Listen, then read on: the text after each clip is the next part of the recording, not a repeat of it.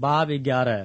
جب وہ یروشلم کے نزدیک زیتون کے پہاڑ پر بیت فگے اور بیتنیا کے پاس آئے تو اس نے اپنے شاگردوں میں سے 2 کو بھیجا اور ان سے کہا کہ اپنے سامنے کے گاؤں میں جاؤ اور اس میں داخل ہوتے ہی ایک گدھی کا بچہ بدھا ہوا تمہیں ملے گا جس پر کوئی آدمی اب تک سوار نہیں ہوا، اسے کھول لاؤ۔ اور اگر کوئی تم سے کہے کہ تم یہ کیوں کرتے ہو تو کہنا کہ خداوند کو اس کی ضرورت ہے، وہ فی الفور اسے یہیں واپس بھیج دے گا۔ پس وہ گئے اور بچے کو دروازے کے نزدیک باہر چوک میں بندھا ہوا پایا اور اسے کھولنے لگے۔ مگر جو لوگ وہاں کھڑے تھے ان میں سے بعض نے ان سے کہا، یہ کیا کرتے ہو کہ گدھی کا بچہ کھولتے ہو؟ انہوں نے جیسا یوسو نے کہا تھا ویسا ہی ان سے کہہ دیا اور انہوں نے ان کو جانے دیا۔ پس وہ گدھی کے بچے کو یوسو کے پاس لائے اور اپنے کپڑے اس پر ڈال دیے اور وہ اس پر سوار ہو گیا، اور بہت لوگوں نے اپنے کپڑے راہ میں بچھا دیے، اوروں نے کھیتوں میں سے ڈالیاں کاٹ کر پھیلا دیں، اور جو اس کے آگے آگے جاتے اور پیچھے پیچھے چلے آتے تھے پکار پکار کر کہتے جاتے تھے، ہوشنا، مبارک ہے وہ جو خداوند کے نام سے آتا ہے، مبارک ہے ہمارے باپ داؤد کی بادشاہی جو آ رہی ہے، عالم بالا پر ہوشنا۔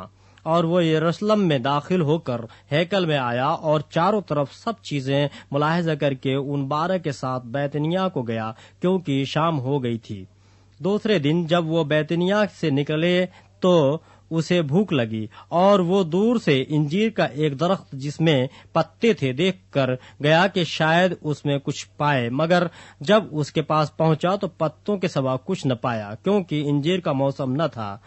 اس نے ان سے کہا، آئندہ کوئی تجھ سے کبھی پھل نہ کھائے، اور اس کے شاگردوں نے سنا۔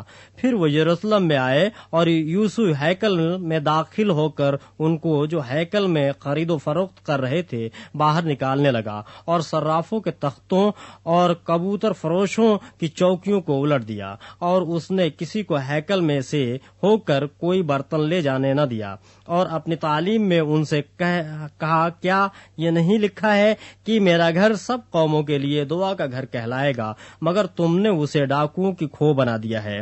اور سردار کاہن اور فقی یہ سن کر اس کے ہلاک کرنے کا موقع ڈھونڈنے لگے، کیونکہ اس سے ڈرتے تھے، اس لیے کہ سب لوگ اس کی تعلیم سے حیران ہوتے تھے، اور ہر روز شام کو وہ شہر سے باہر جایا کرتا تھا۔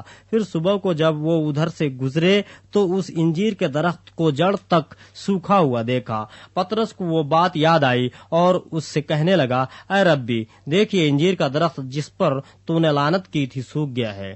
یسوع نے جواب میں ان سے کہا، خدا پر ایمان رکھو، میں تم سے سچ کہتا ہوں کہ جو کوئی اس پہاڑ سے کہے تو اکھڑ جا اور سمندر میں جا پڑ، اور اپنے دل میں شک نہ کرے بلکہ یقین کرے کہ جو کہتا ہے وہ ہو جائے گا، تو اس کے لیے وہی ہوگا۔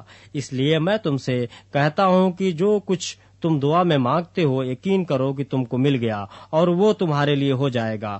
اور جب کبھی تم کھڑے ہوئے دعا کرتے ہو، اگر تمہیں کسی سے کچھ شکایت ہو تو اسے معاف کرو، تاکہ تمہارا باپ بھی جو آسمان پر ہے تمہارے قصور معاف کرے۔ اور اگر تم معاف نہ کرو گے تو تمہارا باپ جو آسمان پر ہے تمہارے قصور بھی معاف نہ کرے گا۔ وہ پھر یروشلم میں آئے، اور جب وہ ہیکل میں پھر رہا تھا تو سردار کاہن اور فقی اور بزرگ اس کے پاس آئے اور اس سے کہنے لگے کہ تو ان کاموں کو کس اختیار سے کرتا ہے، یا کس نے تجھے یہ اختیار دیا کہ ان کاموں کو کرے؟ یسوع نے ان سے کہا، میں تم سے ایک بات پوچھتا ہوں، تم جواب دو تو میں تم کو بتاؤں گا کہ ان کاموں کو کس اختیار سے کرتا ہوں۔ یوحنا کا بپتسمہ آسمان کی طرف سے تھا یا انسان کی طرف سے؟ مجھے جواب دو۔ وہ آپس میں صلاح کرنے لگے کہ اگر ہم کہیں آسمان کی طرف سے تو وہ کہے گا، پھر تم نے کیوں اس کا یقین نہ کیا؟ اور اگر کہیں انسان کی طرف سے تو لوگوں کا ڈر تھا، اس لیے کہ سب لوگ واقعی یوحنا کو نبی جانتے تھے۔ بس انہوں نے جواب میں یسوع سے کہا، ہم نہیں جانتے۔ یسوع نے ان سے کہا، میں بھی تم کو نہیں بتاتا کہ ان کاموں کو کس اختیار سے کرتا ہوں۔